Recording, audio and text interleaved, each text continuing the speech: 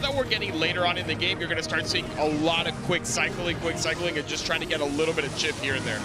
Lightning does open up a nice path. Might have to cycle back to a drill on defense. The Baby Dragon. And it comes out. Wow, Baby Dragon on tower and being tanked for by the Electro Giant. I cannot believe it. It seems like the Baby Dragon took that whole tower. That's the same tower that got hit by the Baby Dragon early on.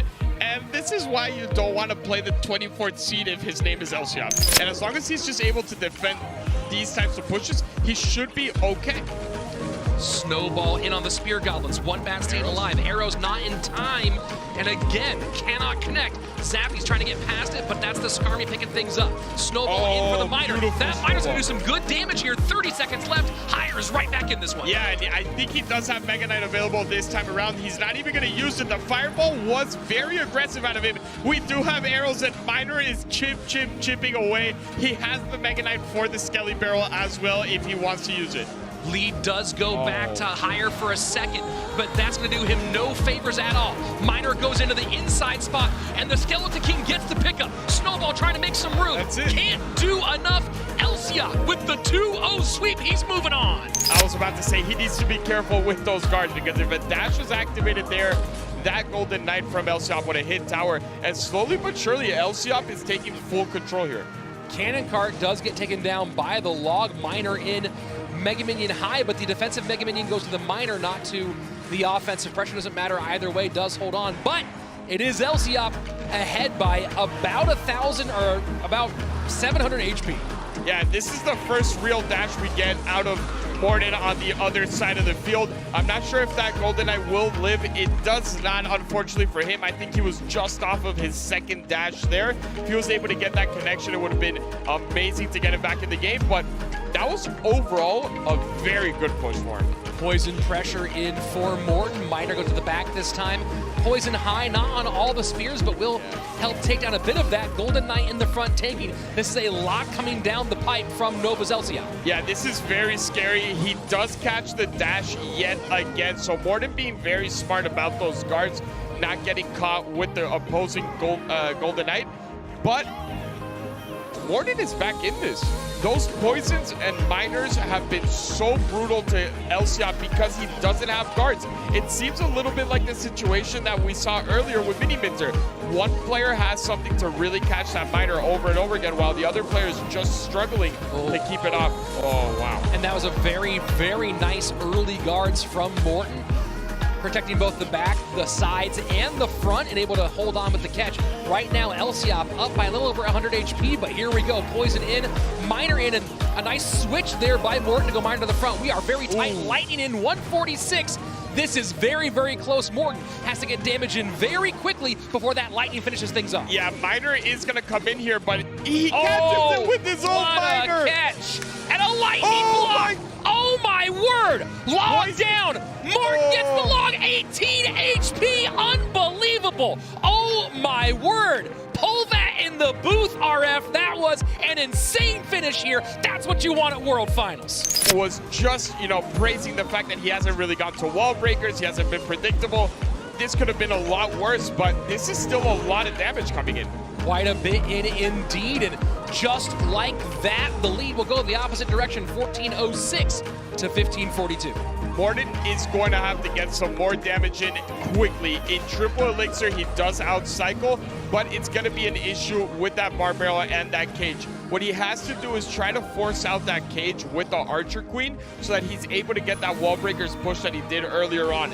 For as long as that Archer Queen is not demanding the cage, it is going to be virtually impossible to connect, and that is what you want to see. Cage comes down, now we can get a wall breakers push.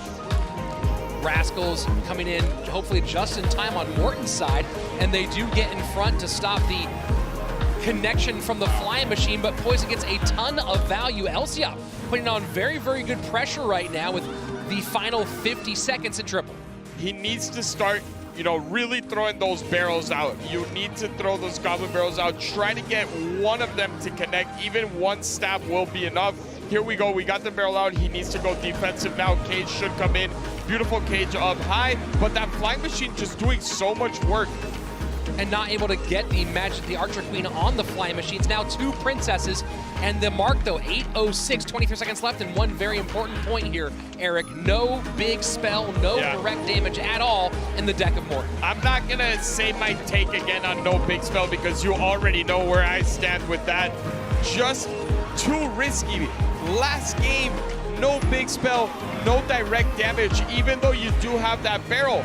That's it for Morton. Wow. Absolute wow. Morton will drop down into the elimination bracket. LCIOP with an amazing come from behind performance in this matchup. And there you go, the Goblin Cage goes off the board early. Flying Machine connects for a couple of shots there. Not exactly the interaction LCIOP wanted. Now has to take a lot of damage and underspend on the right side so he can create any offense on the left. And you know, one thing I'm finding a bit surprising is running Electro Giant against Mohamed Light, who is known to be one of the best cyclers in the game. Oh, right there. Is able to get onto the tower. And Baby Dragon is on the tower as well. Golden Knight is there doing exactly what Rich talked about, just going to town. 360 remains, and I think we're going to see Mo Light drop his very first game of the competition. You can see the pain look on his face. 1 minute left, and OT just has to defend and cycle. I don't know if he's going to be able to do anything. These Baby Dragons are going to be legit. He can't get past that. Nice high Electro Giant here to stop that push right at the bridge.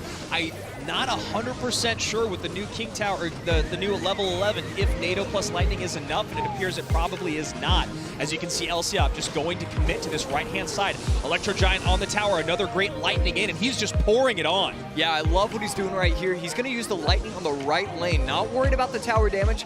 His towers are still fairly healthy. 1228 just has to defend one more time. Bomber plus Baby Dragon plus NATO should be more than enough. And he's probably going to cycle back to another one of those NATOs and Gob Cage, but he's fine. He's got this game locked. And not to kick a horse while they're down, but talking about that poison that came out from Wallace earlier, this is the exact opposite example of what we just saw. This is why LCIOP is known as one of the best in the game, maybe the best ever. You talk about the decision-making here late game. That tower was so close to falling, he almost forgot it existed. He goes, all right, I'm going to play only defense. I'm going to recommit on the right-hand side. I can win this either way.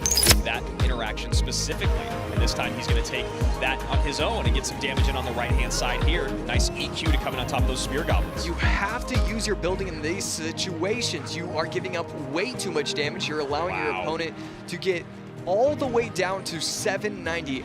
All of a sudden, this game is completely flipped, and the defenses from LCIOP are going to be very strong. He can't go, you know, he can't split lane pressure anymore. He has to kind of go after that left tower. We're seeing the switch to Mortar on the right lane, but I don't like the usage of that building. He's also going to have to defend the Archer Queen, so he's throwing away 4 Elixir, and then really solid pressure. I'm surprised he's going on that lane. That's a really nice strike here by LCIOP. We saw him do, he was very happy to sacrifice one lane's damage for the other, and here he goes, hitting hard in both lanes. Now Royal Hog's down again. That cycle is devastating. High Mortar, it misses 2 pigs. That's it. That's it. Earthquake coming in. Game over just like that. Earthquake coming down, not gonna matter. You don't place the building, you get way too much damage, and then all of a sudden LCIOP, it seems like his elixir, or his cycle was, you know, 9 elixir at the end. Archer's coming out as defense here on that cannon cart. Gonna need to spend just a little bit more on those arrows, and Fram now in trouble. Cannon cart taking for that graveyard. No spell in hand, no elixir in hand. Fram has his hand on his head, and he's just gonna give the tower up. There's the fireball, finally ticks to 4, and LCIOP screams back into the lead, back into this set. No arrows, no Ice Golem, no Skellies. But right here we see Fram being the one to switch lanes.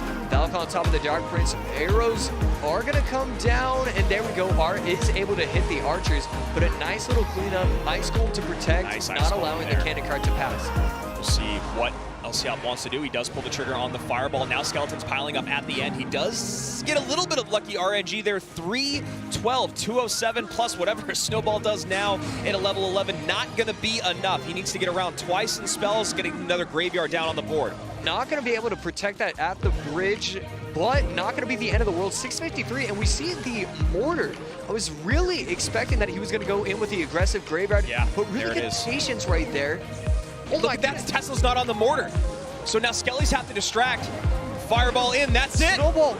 LCIOP stays alive. 5 and moves on. 2 world champions remain. Igor and LCIOP both still here. Framcito, it's just really tough to keep up with the cycle of LCIOP, which is a shocking thing to say when you talk about the deck that he's going up against. But the fact that LCIOP can cycle just as fast means he can always have that bomb tower ready. He can always have the skellies ready, and you see it right here. Valkyrie with the bomb tower as well. Great delayed bomb tower there. Not giving the full EQ value. Line staying in it though, not out yet. And there you go, the early delivery comes in, so now he can go in with the miner for free to the back. There it is.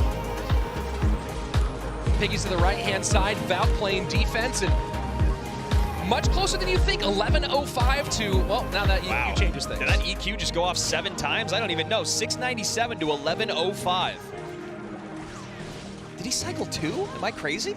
I don't even know what universe we're living in, Andrew.